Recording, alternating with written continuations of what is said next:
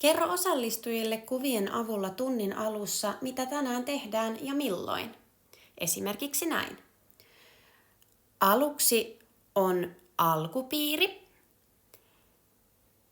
Sen jälkeen leikitään.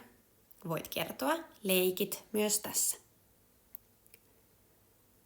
Tämän jälkeen harjoitellaan piruettien tekoa.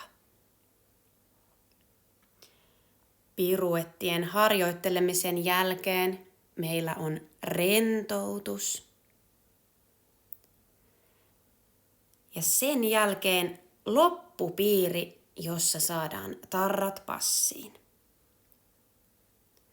Voit tunnin aikana kääntää tai irrottaa sen toiminnon, joka on tehty, ja siirtyä seuraavaan.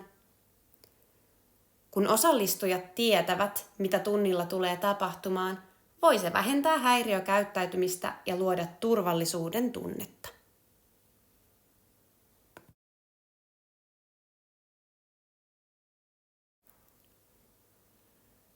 Papunetin kuvatyökalun avulla voit luoda omia kuvia struktuuriin.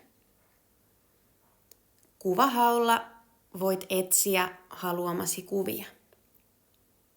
Voit myös tuoda omia kuvia.